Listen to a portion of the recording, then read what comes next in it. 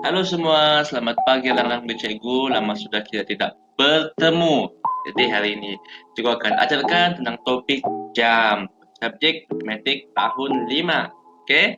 Jadi tanpa membuang masa, mari kita teruskan.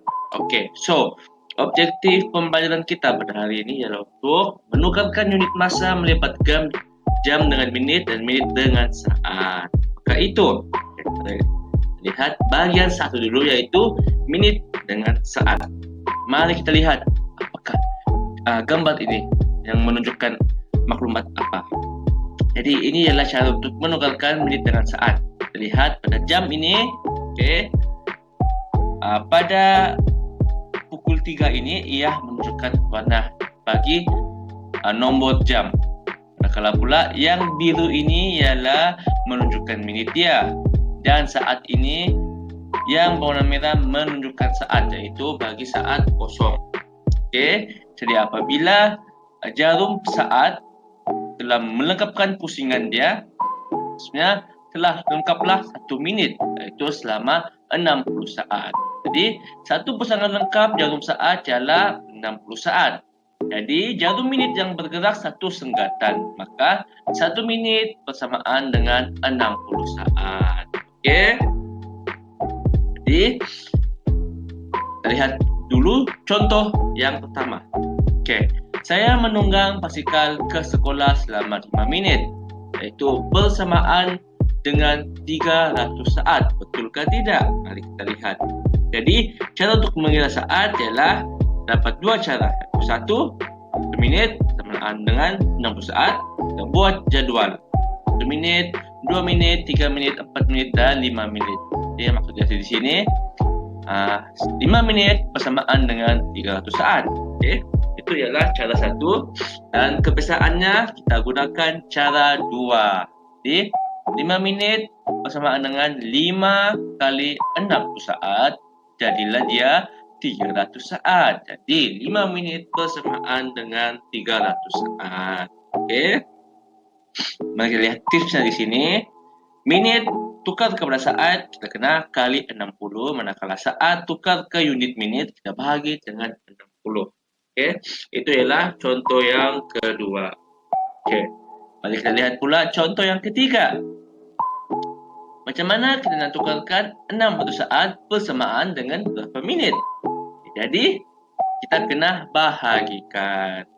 Bahagi 60 saat, bahagi 60 untuk tukar saat kepada minit. Di sini 600 saat kita bagi 60, jadilah dia 10 minit. Itu ialah cara yang pertama. Pada cara kedua pula ya susun terus, yaitu 60 saat bersamaan dengan 1 minit. Jadi 600 saat bersamaan dengan 10 minit. Oke, itu cara kedua. Tapi juga galakkan untuk kita untuk melakukan cara yang pertama. Oke, mari kita lihat pula bahagian kedua, yaitu untuk jam dengan minit. Oke, 2 jam bersamaan dengan berapa minit? Oke, so tayangan filem ini selama 2 jam ataupun 120 menit.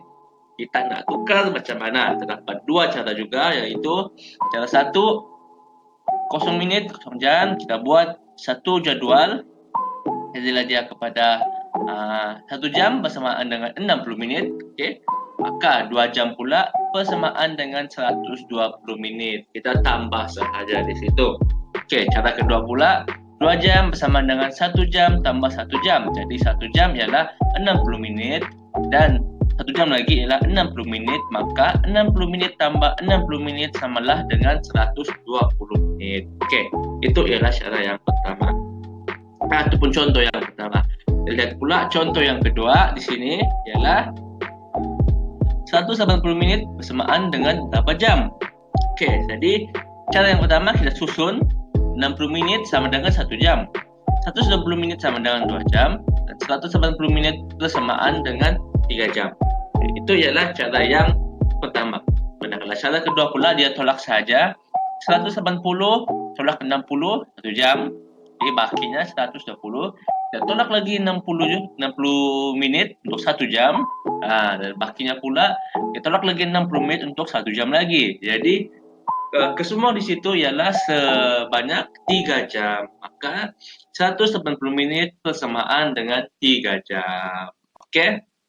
Jadi latihan kamu untuk hari ini ialah mudah saja ya. Lengkapkan maklumat di bawah. Okey? 2 pusingan lengkap jarum bela berapa minit dan B, C, D, E, F. Okey, terdapat ada 6 soalan yang kamu perlu buat. Okey, itu sahaja kelas cikgu pada hari ini. Kita jumpa lagi pada minggu hadapan dan cikgu tidak sabar untuk buka sekolah untuk berjumpa dengan kamu semua. Bye-bye, kita jumpa lagi.